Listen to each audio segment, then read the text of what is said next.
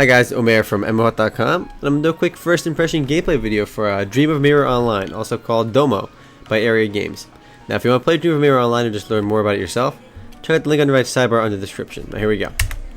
Just log in over here. There's two servers at the moment. I'm just going to go on Sapphire. Sapphire is cooler than Onyx anyway. There's my character over here, but I want to show you the character creation in the game. It's actually pretty good. Now there's 4 playable races over here, male and female of each. Just going to click male for now, and let's click next. Let me show what they look like over here. We got a Sylph, a giant kind of race over here, Shura, and Sprites, which is little people. Let's just go with this guy. Next. And there's actually a good deal of character customization options in this game, more so than most. It's actually a pretty old game too, so it's surprising that they did a good job with this. You can make your head bigger and smaller. I can do this all day. It just looks funky. And of course, if you're playing a female character, you can control your chest size as well. I recommend putting it up all the way for maximum tension. And we can experiment real quick with this character. No, you can barely see it on her. Anyway, let me just go ahead and get going with my other character over here, because the game has a mandatory tutorial area and I don't want to go through that right now. I'm not that high level. I made this character just a little while ago. The game actually does have some sort of storyline, which is pretty impressive for one of these free-to-play games, as that doesn't seem to be the focus of most of these games. But I'm not going to get to that right now. If you really want to learn more about it, though, you should just read the text in the game.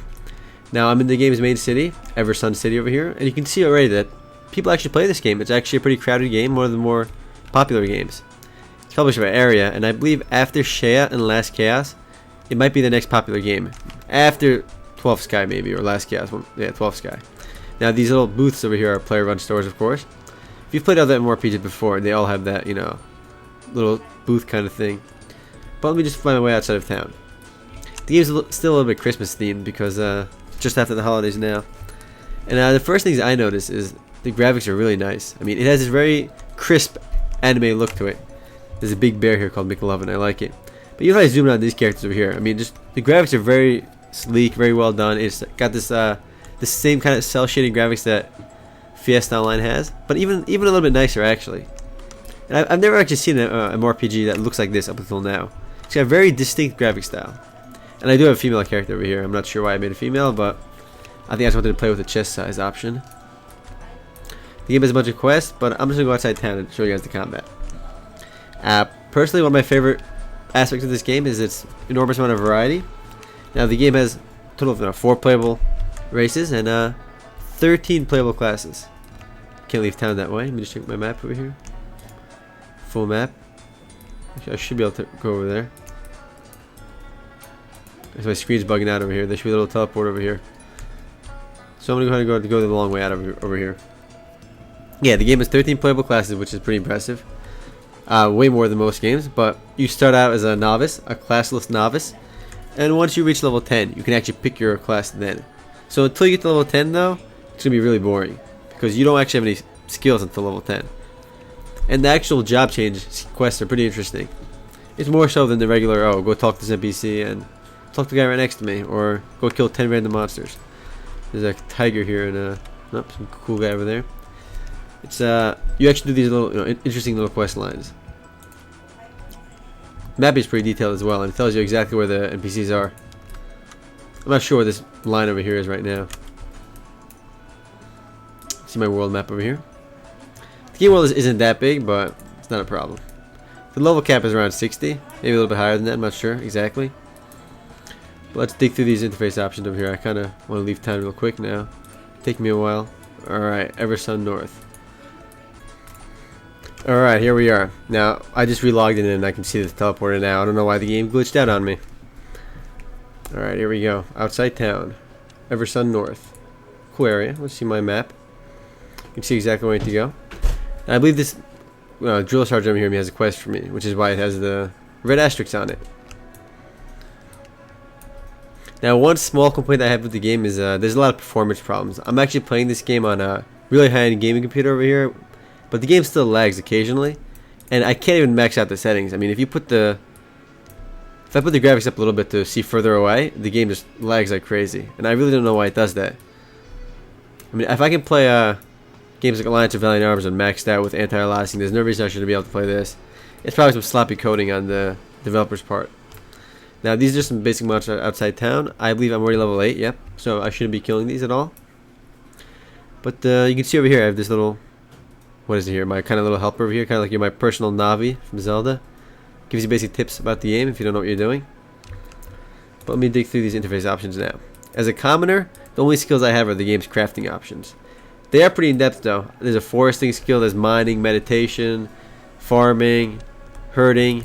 I mean, crafting is a big part about this game, and it's done surprisingly well over here. There's a good deal of variety. I can use my skill points to up these, but I'm not going to bother doing that now.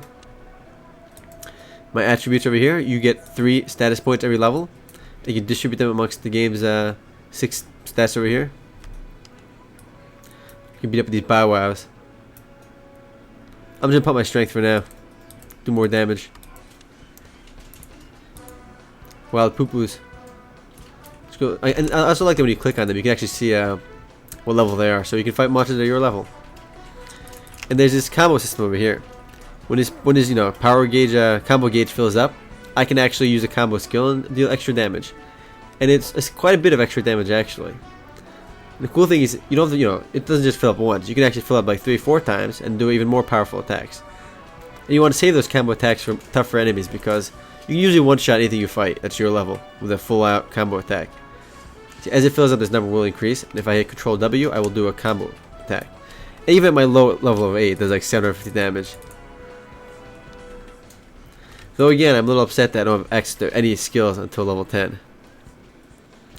So you will have to just grind it out until then. But since there are 13 classes, there's a good amount of variety. Once you get to level 10 though. And like Perfect World, one of the game's interesting aspects is there are these flying mounts. You can actually fly on swords and other interesting things. And, you can really see the game's gorgeous graphics from the sky and different angles. I do really want to emphasize that though. The combat is even though the combat here is nothing too special, but I really like this game's graphics. Even the monster art is interesting, different than most games. Beat up this cuckoo over here, forest cuckoo. Now I should be able to get my 3 combo over here, and I'll just go ahead and use that on something. Nope, I need to kill one more. And you do move with the WSAD. Though you can't move with point and click like I'm trying to do right now, but if you just left click an enemy, you will run towards him. But mostly you're going to be moving with the WSAD anyway. One thing I'm not a fan of though is the interface. It just feels pretty dated. The game itself is pretty dated though, but just the way the game is presented, with the interface, just isn't doing it for me. But I like the fact that it's one of these games that people actually play. I mean, a lot of the games I've been reviewing, they don't really have big populations, and this is people are playing this game, so there's something to it. Though don't be tricked though, the game will not run well on an older computer. I'm just running up that drill sergeant here, and I believe he has a quest for me, and I have to do it with a party though. And I'm not sure if I can find a 4-person party to do it with me right now.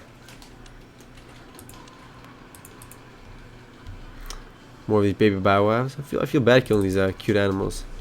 They have unusually large heads though. Actually, really large heads. I like how my character fixes her hair after she attacks.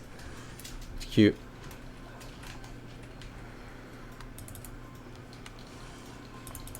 Though PvP wise, I think the only way to PvP in this game is dueling. It's not a big component of the game. But then again, Area Games has games like Last Chaos and 12 Sky too for really PvP. Those are PvP oriented games. One more thing you can actually do in this game is the game has a very big social component to it. You can actually have lovers in the game and do these crazy things. And earlier somebody actually invited me to be his lover or something, but I humbly declined. You can actually also get pets in this game. It's also a big component of the game, but you're not really going to have any access to that early on. That comes much later. So until you get to level 10 though, the game really feels really slow paced. You get 3 skill points as well after level 10 per level.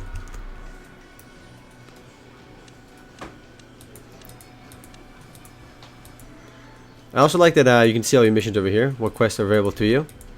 And it's really cool because I remember when I digged to level 8, one of my trainers or something came right up to me and said, "Hey, you should do this quest." So the game introduces you to the new quests as you get them, as they're made available to you. But I really don't like the map itself. I'm not sure. I kind of X'd it out over here. But the map doesn't tell you exactly where the quest monsters are, and it's just not as easy to get into as the other MMORPGs. I mean, provided this game had a better interface, it'd be a lot better. That's really the only thing holding it back for me. Anyway, guys, if you want to learn more about Dream of Mirror Online or just play the game yourself, just check out the link on the right sidebar in the description. Later, guys.